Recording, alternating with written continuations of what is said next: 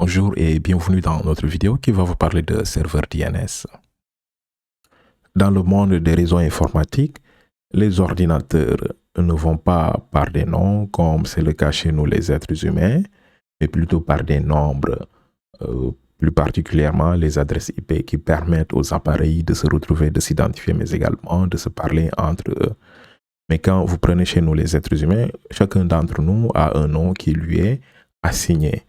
Donc, quand je veux parler à une personne, j'ai juste besoin de passer par son nom. Si je connais le nom de la personne et commencer à échanger avec cette personne. Mais parfois, nous avons besoin de communiquer avec les ordinateurs. Mais pour communiquer avec les ordinateurs, puisque les ordinateurs ne connaissent que des nombres, donc nous avons besoin de trouver un pont. Et ce pont, n'est rien d'autre qu'un serveur DNS. Que veut dire un serveur DNS? Un serveur DNS vous permet tout simplement de traduire les noms de domaines qui sont lisibles par les hommes, par l'être humain, par exemple le www.exam.com, en adresse IP qui sont nécessaires pour localiser des ressources sur l'Internet.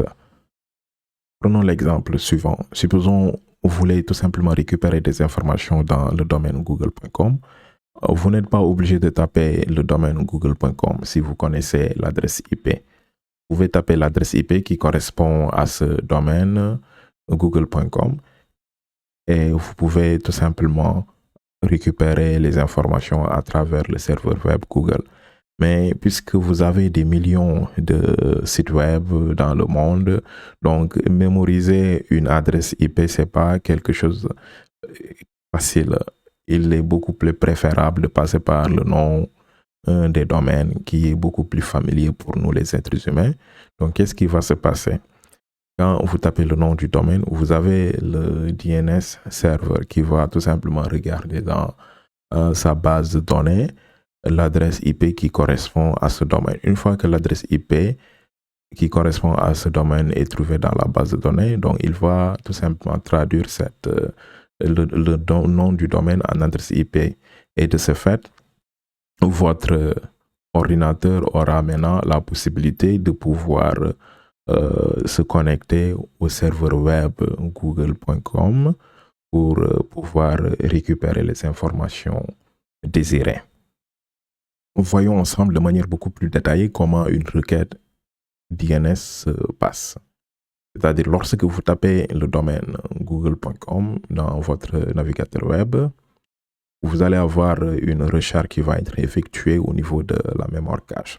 Maintenant, quand aucune adresse IP n'est trouvée dans la mémoire cache de votre système d'exploitation ou de votre navigateur web, et vous allez voir que la demande va passer à une étape supérieure, c'est-à-dire il va tout simplement demander le serveur resolver. Le serveur resolver ou resolver en anglais, c'est votre ISP. ISP qui veut dire Internet Service Provider, c'est-à-dire le fournisseur d'accès Internet. Si vous utilisez le Wi-Fi à la maison, sera votre routeur. Donc lui aussi, à son tour, va tout simplement regarder dans sa mémoire cache pour voir est-ce qu'il y a l'adresse IP qui correspond à ce domaine.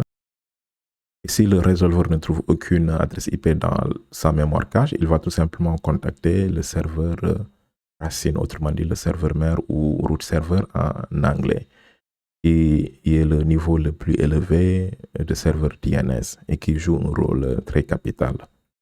Et quel sera le rôle du serveur mère, autrement dit le root server? Il va tout simplement diriger la requête vers le serveur TLD approprié. Autrement dit, il va dire au serveur resolver d'aller chercher les informations au niveau du serveur TLD. Qu'est-ce qu'un serveur TLD? Un serveur TLD qui veut dire Top Level Domain en anglais, c'est un type de serveur DNS qui est chargé de gérer les domaines de premier niveau dans la hiérarchie DNS. Et nous avons différents types de TLD. Nous allons tout simplement parler principalement les deux types de TLD. Vous avez ce qu'on appelle les GTLDS, c'est-à-dire Generic Top Level Domains. C'est-à-dire ce sont les domaines qui se terminent par .com, .org, .net. Et vous avez également vous avez les CCTLD, c'est-à-dire Country Code Top Level Domain. C'est-à-dire ce sont les domaines qui se terminent par les codes des pays. Autrement dit, quand vous avez .sn, c'est-à-dire Sénégal, .ml, Mali, .pl, ça veut dire Pologne, etc., etc. Alors que va faire maintenant le serveur TLD une fois qu'il va recevoir la requête, puisqu'il ne stocke pas à tous les enregistrements de domaine, c'est-à-dire il ne va pas avoir toutes les informations du domaine. Il fait quoi? Il va tout simplement pointer le résolveur vers les serveurs DNS faisant autorité pour le domaine spécifique. Et ces serveurs sont appelés en anglais Authoritative Name Server.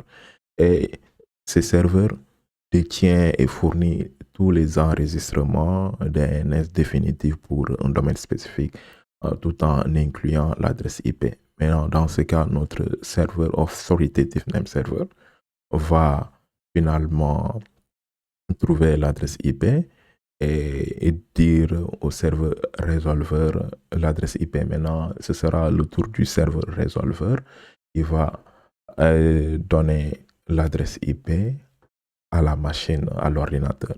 Et du coup, l'ordinateur va utiliser cette adresse IP pour tout simplement communiquer ou se connecter avec le serveur web approprié. Voilà ce qui met fin à notre vidéo concernant les serveurs DNS. Si vous avez trouvé la vidéo très intéressante, n'oubliez pas de vous abonner. Et d'ici là, nous vous souhaitons de passer d'excellents moments. Merci et à très bientôt.